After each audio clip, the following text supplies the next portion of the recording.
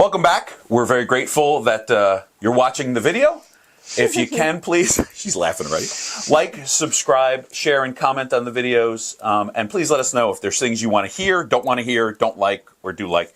I'm joined by a very special guest, Giovanna, who I've known for a couple of years. I'll give her an opportunity to introduce herself. But thanks for being here. I really appreciate it. Thanks. I know you've been doing a lot of traveling, too, so I appreciate you squeezing me into your very busy schedule. It's true. I've slept in my bed like 8 nights since May 1st.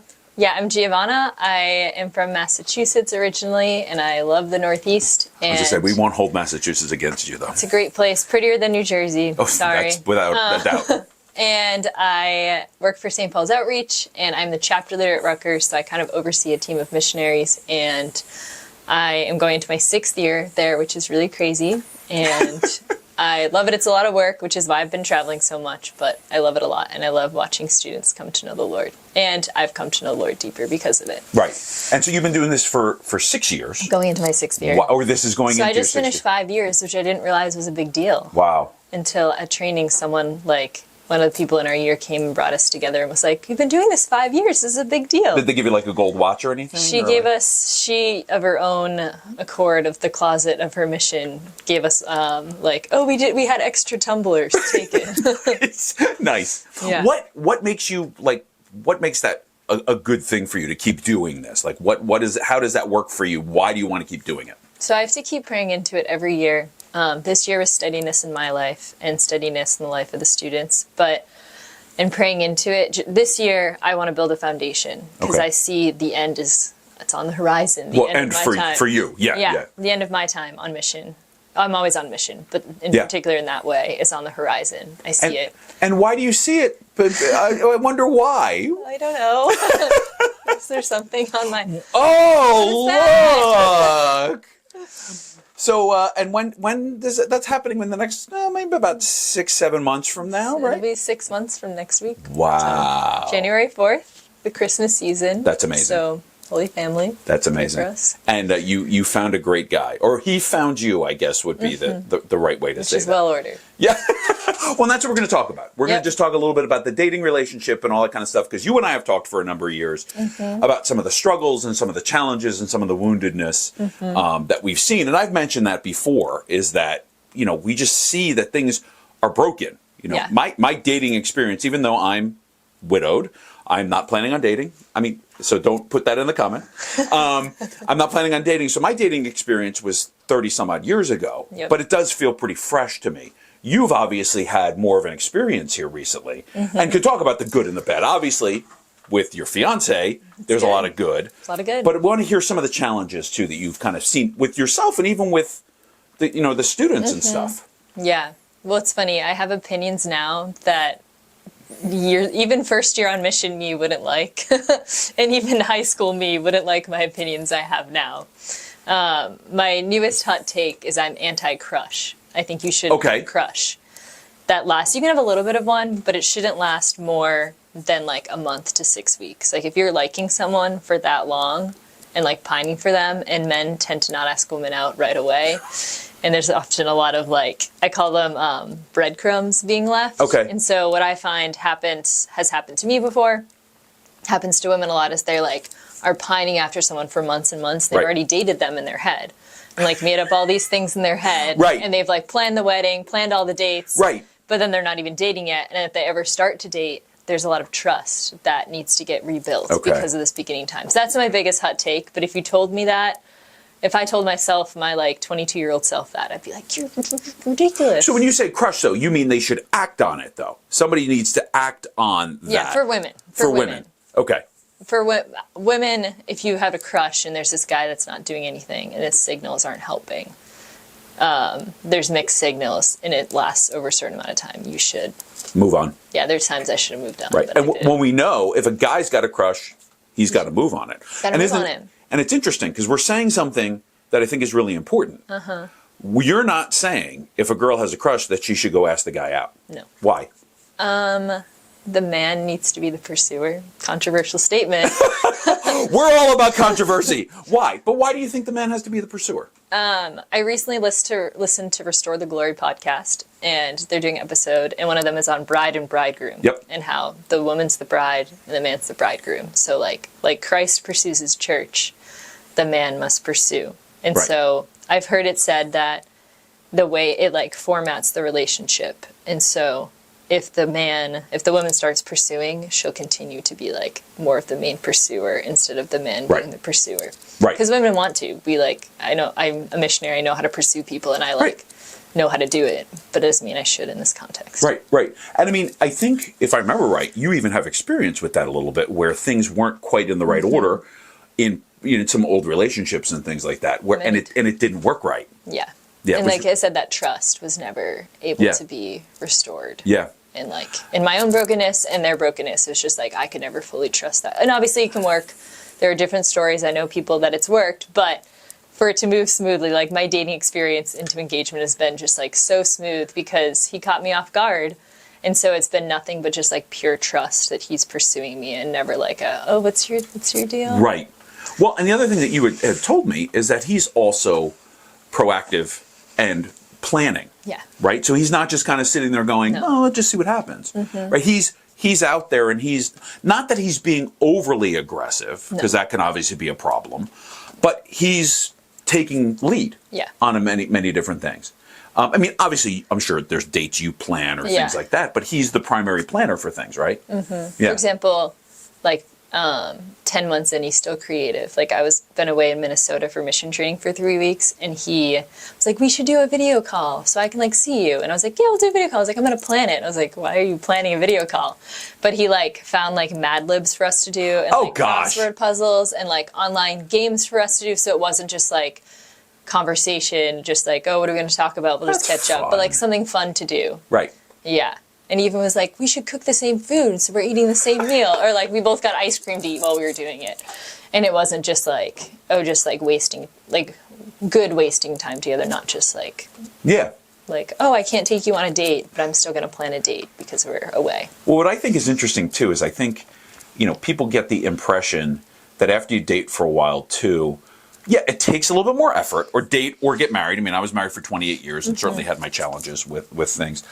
But that things can get stale. Oh, it's always the same thing. And yes, there is some truth there, but it takes effort and it takes work. So it's kind of fun to hear that he wasn't just like, let's just do a video call. Let's make it a fun video call, right? Exactly. And I think that's one piece of it. But let's go back to the whole like dating thing, right? What are you seeing? Especially because you're dealing more with women. What are you seeing? What are some of the challenges that like you're hearing about, or even yourself from some of the women with like the whole dating relationship? I just see a lot of really good, holy women that are ready and like should be dating. Okay. But they're not. And why aren't they dating? They don't get asked out. Okay. But there's beauty of some women are like, I trust you, Lord, that you have a plan for me. But there's just these awesome women that you're like, you are a catch. Why are you still on the market? And I just see a lot of, and I see that of people not getting asked out, but I also see the frustration of like, oh, this person's doing this, this, and this, but they're not asking me out. What do I do? Yeah. And Because they're interested in a particular guy or, Yeah. And so they're in that same thing. Like they're waiting. Now, are they dropping breadcrumbs though? sometimes. Yeah. Yeah. Like, oh, they waited for me, and I talked to them at this event, and they seemed preferential towards me, but they didn't. I have a friend who's really, really into all this stuff. She's really into emotional chastity, and she says that women are so schemy in their minds, and so women, if like a guy just does something maybe like 2 times in a row, 3 times in a row that seems a little preferential, you scheme in your mind. You're like, what if I stay later at this event? I've been there. You stay later at this event, waiting for this person. Maybe they'll ask me out then. And it's like, if they want to, they will. Right.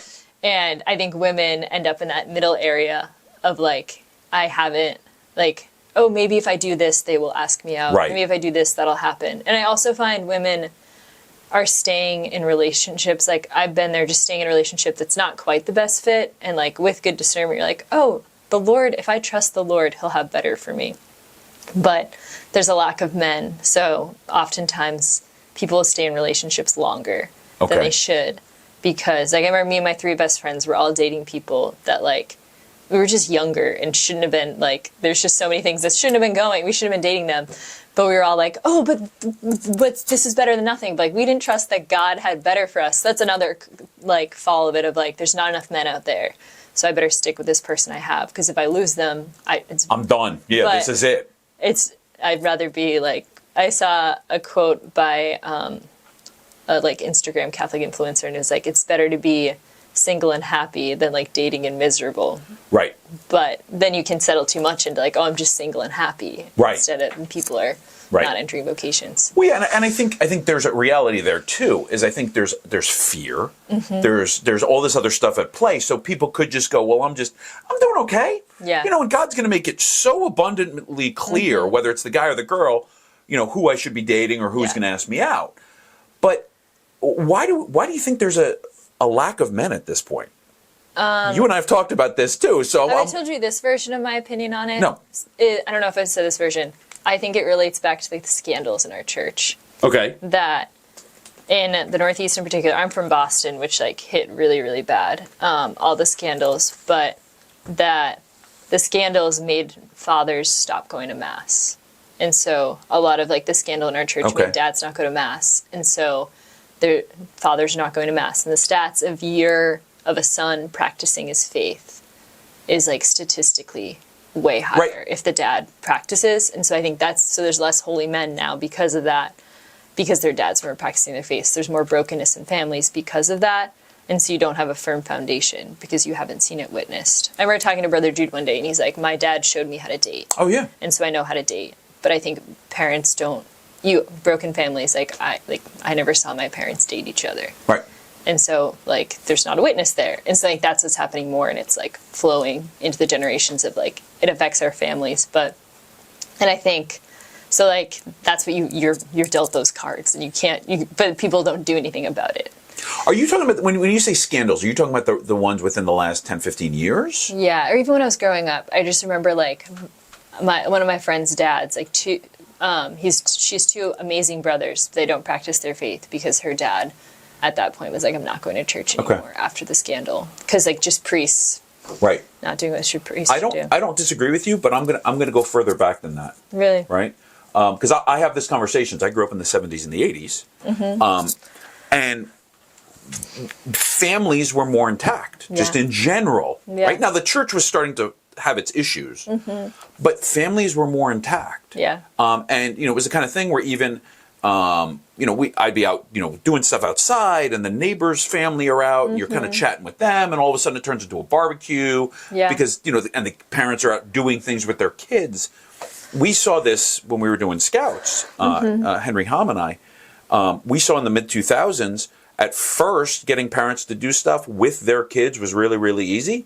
No. As time went on, it wasn't a kid problem, it was a parent problem. Yeah. And if you look at the group Fraternus, which originally it was formed to reach young men, and once they started to reach young men, they went, young men aren't the problem, it's the dads. So I don't disagree with you that I think that played a part. Earlier. It started where dads aren't present. Yeah. Dads haven't been present. So in doing so, these men have no confidence. Yeah. And they don't know. And like you and I have also talked about, they have no confidence. Everybody's an overthinker right now, which is a problem. I'm an overthinker, and I hate it. Me too. And guys will overthink their way. If there's a girl they're interested in, they start overthinking their way to never ask her out. Yeah. Because they don't have, like you and I were talking about before the cameras went on, I just got to fix something so I can see this timer.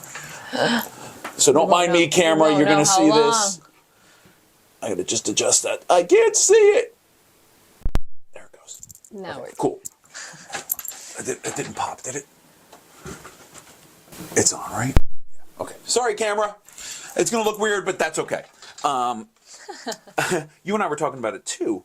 Is that the idea of a guy who might be even casually interested in a girl. It's okay. The guys aren't even necessarily taking that risk to say, let's check this out a little bit. Even without, I'm okay. People, again, my controversial opinion, people say, oh, you should always call it a date. I'm okay with like a pre-date. I'm okay with Panera, Dunkin' Donuts, hey, can we get together for 45 minutes to an hour? I just want to get to know you better.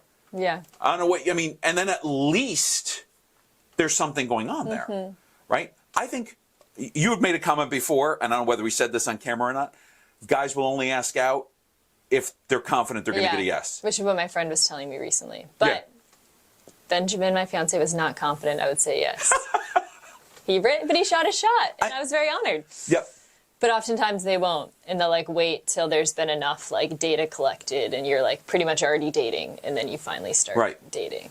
Which, you know, and it goes back again. I know years and years and years ago, and people will say like the Catholic groups that we're part of, well, it shouldn't be Catholic dating. So I think there's this, well, it's not like a Catholic dating group, but when you mix young men and young women together, there should be dating that's occurring in that. Yeah. You don't want too much. You don't want everyone walks in and finds their partner. But it's like a sign of a healthy ministry. Like we run a men's and women's house at Rutgers, and it's like, okay, we don't want everyone dating each other, but it's probably good if there's like one couple between it. It means they're like well-ordered doing their thing. But if everyone's dating, you're like, how are we relating? Yeah. But you want at least some. You want to have a slight culture because it shows people are like, they're not choosing lack of relationship in that way, and they're also not over. It's like you want to have but in young adult life, it's like you're going one or the. I have an opinion that if a man is like over the age of like 25, and if he's not going through like active healing, whether it's stuff from their family, sin, or discerning religious life, they should be like actively dating. Yeah. Well, and I think what it is I think we see a lack of courage because. What other things do we do that we are 100% sure of? Yeah. I'm only going to go to this job interview if I'm 100% sure I'm going to get this job. No. Yeah. Right? That doesn't work that way. And I think, and again, so you're seeing these women that are sitting there going, why aren't I being asked out? Yeah. These guys that are going, but I want to get married, but this is too big of a thing. Yeah. And it's like, just. First date is not an engagement. No. And you know what's funny is, until, in my opinion, maybe controversial, we'll find out later, is I also think the first few dates, that's exploratory. Yeah. You know, it's okay to say, okay, we're going out and we're going on a date. But I think at some point we're dating. Yeah. Right?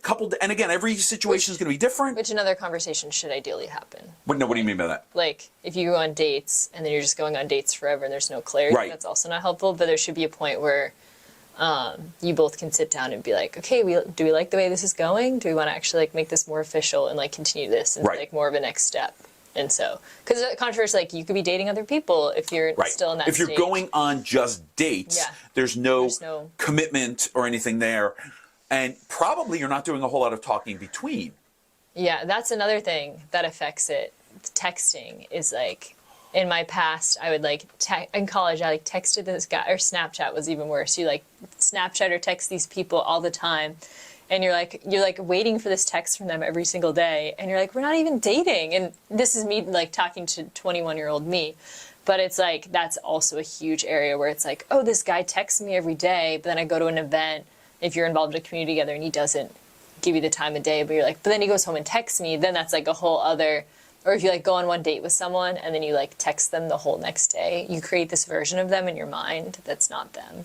You know, I don't know whether you've seen this book. Do you see the book, The Dating Blueprint by Jason Everett? No. Great book, by the way. I've listened to Jason Everett things. Yeah. Dating Blueprint, Jason Everett, great book. It's a shame he had to write this book, and I'll be honest. What he did is he went on his social media and he polled thousands of women and he asked them a whole bunch of questions about stuff. And by and large, I think, I'm going to put words in his mouth. I think he would be happy if generally these things made phone calls and that's it, right? But mentioning the use of social media and messaging and that kind of stuff, there's very little that it should be used. I mean, if you and Benjamin write, oh, I'm running 15 minutes late, or oh, could you pick this up, you know, when I see you, whatever. That's fine. To ask out by text, to break up by text, to do, right? Like, I love the face, right? No.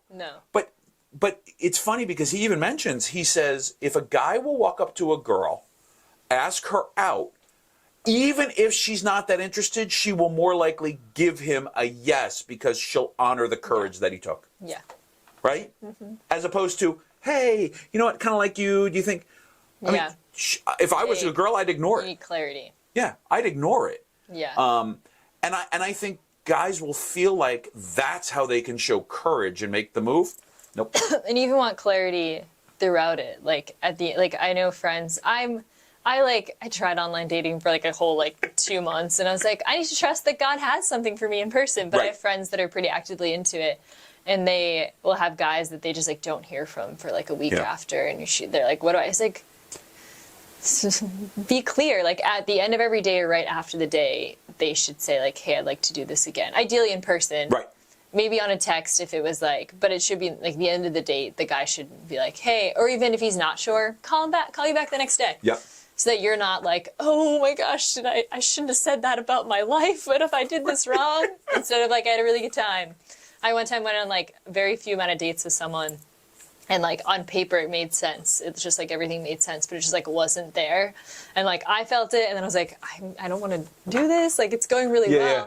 And then I remember we were like supposed to go on another date, and I called them, and I was like, hey, like you're an awesome guy. You've done this really well, and he did a really good job dating. But it's like, but it's just not there. And he's like, I was feeling the same way. Like I was praying about it. I just wasn't really sure. I was able to like honor him and say like, thank you for dating so well. It's nothing you've done wrong. It's just you, but not in an insulting way. But he took the shot. Just because you take the shot doesn't mean, like I thought it was interesting. Just because you get asked out doesn't mean you're getting married. No. But it also doesn't mean you're not. Yeah. Because that's the other thing is I think guys are thinking, well, we go through this whole process. You got to be ready, but also not ready at the same time. It's like that detachment. Yeah. It's having courage, but having a level of detachment where you're able to go until the signs are starting to be shown. How soon into you dating Benjamin did you start feeling that things were like serious? Like obviously I'm sure there was a few trial dates or a few that kind of to lead to dating, to lead to like you guys thinking this could be like what was that process? I made him wait a while before we became official. I was just like I could be like no, not yet. So you were holding him off. Yeah. Okay. Then we became official, but then which is such a funny like, but it was like then you use the word boyfriend, girlfriend, whatever. Right. And then I remember at one point, like maybe like 2 months in, we both just like very quickly, I was like, yeah, if this is it, this is probably going to go pretty quickly. And he was like, yeah, I've thought the same thing. But then we like left it there because it wasn't the time to talk about it. And like I've heard people just be like, just date, like not casually, but just like dating and just enjoying each other for a couple months. There's probably like 2 or 3 months that we were just like enjoying our company with each other. And then I remember there were like small things, like one time he wrote me a letter that like was just like, he just said something there. It was like, wow, I could marry him. And even in prayer, the Lord was like, it's kind of up to you. Like this is a good enough guy. It's up to you. But then it was probably like, I don't know, like 4 months in that we like discussed like, oh, if this is it, and we like discussed like a hypothetical like timeline. Yep. And then would keep revisiting it.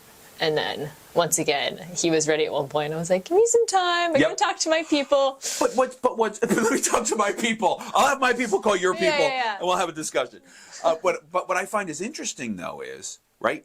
You both needed to be to that certain point, but the discussions were starting to be to come up. But if like first date or second or third date, he was like, so I'm hoping to propose to you in April. I would have been like, hit the road. Bye. That's nice. Oh, look at the time. I gotta go. Weird. Well, but what's interesting, your time frame is somewhat similar. My son Matthew, had been on a number of different dates, winds up meeting this girl. I think we're just like a couple weeks apart. Yeah, very similar, right? But it was funny because fairly early on they were having the conversations. We're not doing this for fun. Yeah. Yes, it should be fun. You should enjoy your time, but there needs to be this undercurrent that I like her, but can I marry her? Yeah. I like him, but can I marry him? And at some point, you have to have those conversations. But I think it's funny, too. You also hear the nightmare dates of exactly what you said. They go out, and the guy lays everything out on the table, and she's like, whoa! Or she lays everything out on the table and goes, and you're like, whoa. It's not therapy. We're having coffee. Yeah, you're not going to therapy. We're just having coffee right now. I don't need to know. Like, the girl, I've heard the story. The girl is already, okay, so when we get married, it's like, whoa. No. We're not even sure this is going to work. No. But go ahead. There's a funny disparity I've noticed, is that women are like, oh, I like him. He should ask me out right away. We should figure this out. And then once you're dating, though, you're like, okay, we're figuring this out. But for a guy, they're like, oh, I got to make sure I'm like decently sure. They'll ask her out. And then once you're in the relationship, they tend to be a little bit more like, yeah, we're doing this thing. Yep. And so they'll speak more definitively, whereas a woman will speak more, which sometimes you're like, we're not actually dating yet. Right. We're going on dates, we're not dating. Right. Well, but then, it's funny because it's also, especially when you first start on a date or start dating, you're on your best behavior, right? Which is So Brother Jude told me which is acceptable. Yeah. But I also think what some people will do is they're not themselves. Yeah. Right? They come in thinking they need to be a certain way. And, I remember having a conversation with somebody. I want them just to like me because I'm a little quirky and I'm a little bit unique. You I'm gotta like, be quirky right away. but that's okay. Yeah. Like, you don't have to show all your weirdness No. right off the bat. But at some point, the weirdness has to come out a little bit. Yeah. One of the things that, and I've shared this with you before, one of the things that gave me great joy was to make Karen laugh. She was more serious than I was. I was definitely a little weirder. And there was times she knew she needed it from me. And she didn't want my weirdness to change. Right? And so that's okay because that's who I was. Yeah. And it's the same thing. I'm sure at some point, there are things you absolutely love about Benjamin. But I'm sure there's also a couple things in the back of your head, and he's doing the same thing with you going, okay, all right. Yeah, right. Yeah. A little annoying, Yeah. not sure where this is going to go. Yeah. But that's okay. Because you're not, you're not Superwoman. He's not one's Superman. perfect. Yeah. And I think those are some of the misconceptions that people also have, is that we're going to go out and get coffee and everything's going to click like that. Perfect. And if they don't, that's a problem. Yeah. But it's like the big things. And that's exactly what I was going to say. I'm glad you brought that. The big things. Like what? Like if you had to say some of the big things. Catholic. Okay, prayer life. Okay, one of the very things I wanted is that it's very specific, but it's if you're on a date, you want them to say grace. But I wanted it more than just like bless us our Lord, like the classic bless our Lord prayer. I wanted someone that would actually like pray, like say a prayer. And that's like what he did. That I think just like unique things. Like for me, I'm like not sure that I'm gonna live in New Jersey forever. So I wanted someone like ideally. I don't want someone who's like sold out for living in New Jersey forever, and then at some point I'm like my family. I'm not sure, and then it ends up being like a really messy thing down the road. I wanted someone who was equally like I feel called right now, and we're discerning it. And so there's just like little things. I'm trying to think of other things. Well, I think same faith. generally idea faith. Things like that, to be able to have that discussion about location, family, right? To have an understanding, at least doesn't mean you have to talk about how many kids you're going to have, but at least have an understanding that you're on the same page with some of that big stuff. And even like knowing areas that you're more broken and need stronger support. So like I love my family, but there's a lot of dysfunction in it. And so I knew I needed someone who has like a strong father, because I knew that like I need that witness in my life. That's awesome. And so, but little things like that. So we have to wrap up here shortly, which we know. Unfortunately, she and I could sit here for like 3 hours. Maybe we'll have you back. That would be awesome. Or maybe we bring you and Benjamin back. That would actually be a lot of fun. I told him I was going to be on the show. He was like, well, maybe I'll go on next. And oh, no, he's not invited. Okay. He'll see this when he's That's right. Sorry. That's right. Sorry, Benjamin. But no, because we're talking about a lot of the brokenness. We're talking about where we see issues. We're talking about also some good things, right? So as we're wrapping up here, from your perspective, what advice would you give to those women, right, that are in the spots? Because we're seeing that. Women kind of almost in a holding pattern. What advice would you give? What should women do going forward? My first thing is don't be upset about this time and like use it well. Of like I remember at one point I was like, Lord, like how do you want to grow me? And continue to find ways of like what are areas that I can heal that can further bless when I get married.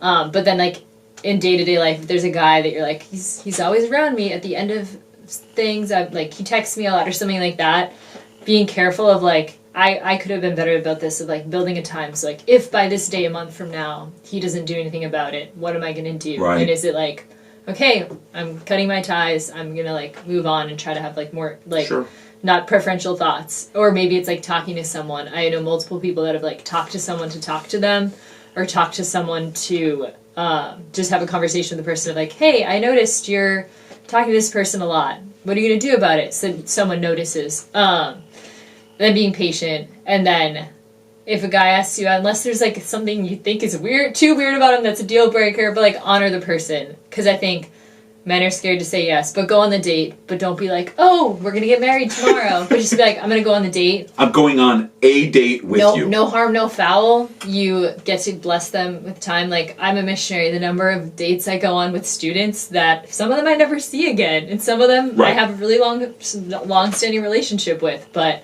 who knows, like, what witness I gave to them in that 1 hour. So it's always worth it.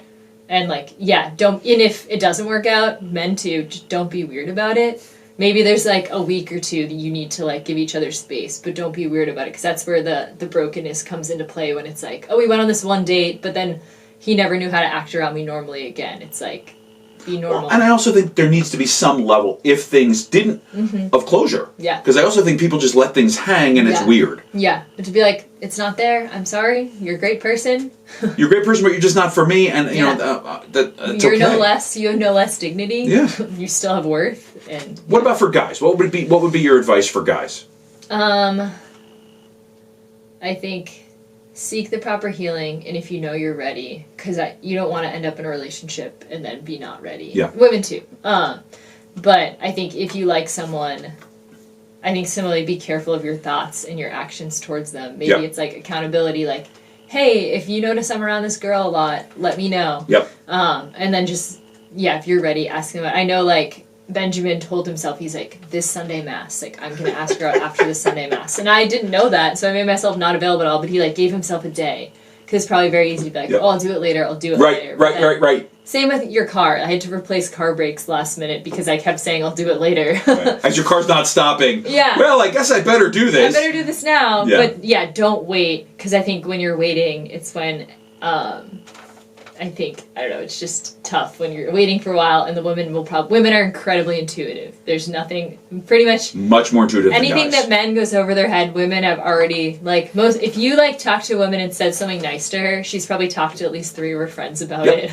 Yep. And, like, psychoanalyzed every single interaction you've had. We talked about that. The difference between men and women. Yeah. Right? Like, just how women will be like, oh, I gotta talk all the guys are like, yeah. Yeah. And so women will be doing that, so they're gonna notice quicker than you think. Right. And so be quick. And then pursue well. I don't know, be creative. Yeah. Pursue. Yeah. Take the shot is what you're saying. And don't get tired of pursuing. If you're like, oh, I got her now. Right. We're just gonna casually just hang out, but, like, still go on dates, still pursue. Agreed. Like, when I was married, Karen and I dated. We had to go out. We had to spend that kind of time with each other and be creative about what we did. You know, especially the last 5-6 years of her life, she really couldn't get out, so we had to try to be really creative at times with it. But I think we'll end on this, because I have just 3 thoughts and I want your thought on. 1, it doesn't matter whether you're a man or woman. No. Prayer life. Yeah. What I was gonna say, one of the things I was gonna say is there's a quote.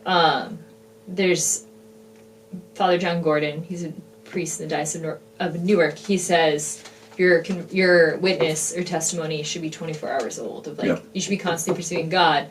And it comes into dating of, like, I should know the Lord every 24 hours. There should be something new in the relationship with the Lord. And so dating should be similar. But yeah, if you're not praying every day and not going to Mass weekly, and you want to date in a good Catholic way, you shouldn't be doing it. Right. It doesn't matter what your life state is. We need to all be pursuing holiness. No, because regardless, that's what we should be doing. So not to kind of put things on hold and go, well, when I'm dating, then I'll No. Seek the Lord, like, all in. And with the Lord, knit the pressure's off. It's like, the beauty of a Catholic, the loophole, what's the word I want?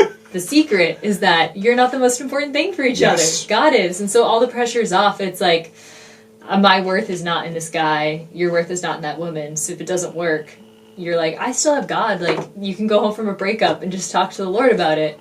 And you have that worth. What's funny is my daughter, Michaela, and I went to a concert last night. And the second guy, there was 2 opening acts in the main act. The one guy gets up to sing, very heavy-duty country guy, long hair, reminds me of some people that we know. And he gets up, and the title of the song was something along the lines that she loves him more than me. And you think that's a problem. Except the hymn was about Jesus. And it was all about how he loves her more because she loves him more than me. And that's what it's supposed to be. We're supposed to love Jesus more regardless of what our life state is. So that's 1. 2, you also brought up healing for both men and women. I think we both see it. Men and women are broken. And I think more and more, whether the woundedness is more intense or whether it's just more visible in the last number of years, I mean, what are your, I mean, you kind of mentioned it. What should they do about like their woundedness and brokenness? Dr. Bob Schutz, he's great. He has a podcast and a lot of books, and he just like beautifully and naturally, he had a life where he like got into a marriage and wasn't bring the Lord into it, and he realized that anyway. So he's really convicted of healing, but it's because I think people don't know they need healing, and there's so much, and it's like I love more freely in my relationship now because I've sought healing than in my last one. There were so many ways that I was operating out of brokenness and not my healed identity as a daughter. I think reaching out to men or women that are older than you. That's actually my next point. Of like, you're not like, seeking other people, and like in my dating relationship, I was always talking to other people, and obviously with my decisions, they couldn't make the decisions for me. Like, hey, I'm experiencing XYZ. Does this make sense? It's not the point they're going to make the decision. That's funny because that was literally, you just led into my third point. Is I think too many people just go make decisions. I think they do there's a few different answers. One is talk to the right people, older brother, older sister, good peers. Yeah. And I think that's what you need. I have a share group tonight. My peers are going to be here. We're going to be chatting about different things. Not too many people though. Not just but a few peers and an older brother, older sister, whatever you want to find. I think people either one, just go make a decision all on their own. Nope, I'm just going to go do this. Yeah. Did you run this past anybody at all? Yeah. And I can't share situations, but there's too many of them that are like that. But then I think also as damaging, maybe even more damaging, are, I talk to people, but you're talking to all the wrong people and you talk to 25 people about it. Yeah. You can only collect so much data. But even it's the wrong people you're talking about. I talk to people about it. I ran this past people. Well, who'd you run it? If you take a 100-person survey, you'll eventually get the answer you want. Well, and that's it. I think people are looking for justification of what they already know they want to do. You know, I had a situation with a job with the last couple of months. It was not a great situation. So, hey, Brother Jude, if you have 5 minutes, could you give me a call? And he calls me back 2 or 3 hours later. I run the whole situation past him, and he goes, "No, that sounds reasonable. That sounds good." You know. Yeah. And again, he could have said, "Nah," and I still would make whatever decision I was feeling. I needed another set of ears on it. And you want something like Brother Jude, really good, makes you make your own decision. Yeah. Like this whole thing. Well, and you're a sounding board for women, and I'm a sounding board for different people. The funny thing is, at times, I've got 4 kids. I'll use my kids as sounding boards because they know me and they know situations. They're younger than me and don't have the experience, but I know they've got wisdom that I don't. Yeah. You know? And what I'd say is be very careful about, I want to talk to I have to make a job decision, but I'm going to talk to the guy who can't hold down a job. Or I'm going to, I need to make this life choice, but this guy's relationships have been a mess. Let me talk to him. Yeah. How does that make any sense? Yeah. But I think that's, you're hitting on all the points I was thinking. Prayer, we have to seek our holiness regardless of life state. Because I think God's going to show us, and we could have a whole different discussion on, sometimes we don't see where God's will is.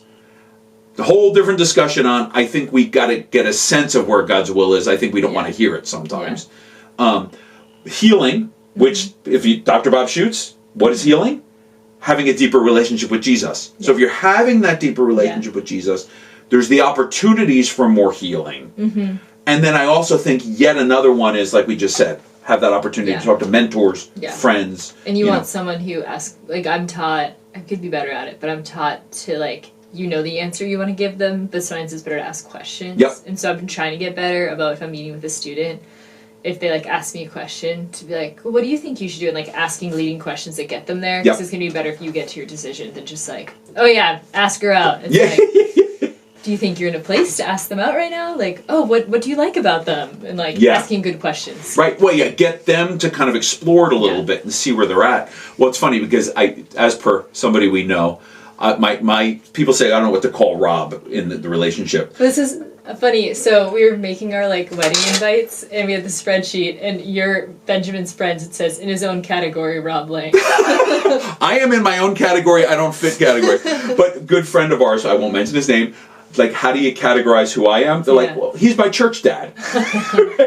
So, but which is interesting because that's the role I'm in. And I do the same thing. I explore, I'll ask, I'll pursue, what do you think? But the other thing that I do, and I've said this, is I treat everybody that I talk to like my own children. So if there's a young guy I'm speaking to or a young woman I'm speaking to, whatever they're sharing, I'm going to give them the answer I would give to my own kids. Sometimes it's hard. And sometimes it's hard. But that's also our role, and that just ties into that. That's also our role sometimes, is to be that mirror, but also to pose that little bit of a challenge. When you see a young lady floundering, you're not just going to let her flounder. No. You're going to get a few suggestions. Maybe there's something we can do here. Yeah. And often my thing, if someone's really stressed, I'll go back to like, did you pray today? Yeah.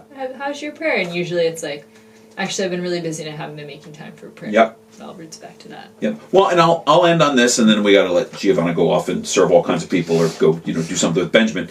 I mean, I think when I've spoken to a number of different people, it amazes me how many people don't have a dynamic prayer life. I was talking. Well, Katie has been in the video. At one point, Katie made a comment. She said, really, sometimes I don't see the kind of zeal for in the organization that we see. And my answer is, the most zealous people that have the most dynamic prayer lives. And I see that. So that's the fundamental for anything we're doing. Yeah. Now again, God's not going to necessarily in your prayer time say, go date this person. No. But and prayer's dry sometimes. Prayers, I've been praying for a number of years, and sometimes I show up. Yeah. That's it. That's the best I can do. It doesn't matter though. He honors it. Because I was reading a book that said he will honor that. Over the years, things build up. And so he honors that. And then there's times where you're reading things, you go, whoa, that opened up, or these different moments. But fundamentally, right, people have to be praying. So if you want, whatever your life state's going to be, you got to pray. Because no matter what. And again, you go, I don't know what to do. Well, figure it out. Talk to an older brother. Talk to one of us. We'll help you kind of figure out how to do it, But thank you. This has been absolutely amazing. Like I said, you're welcome back, or maybe I got to get you and Benjamin here at some point, which would be actually a lot of fun to have you guys. But anyway, so we appreciate Giovanna being here. And if you can, again, just like, subscribe, share, and comment on these videos. And please let us know what you like. Or if these videos are horrible, or you hate some of the stuff we said, please let us know. Yeah, you hate us. That's okay. You hate me. That's okay. We can take it. It's good to be humble. That's right. But thank you guys for joining us.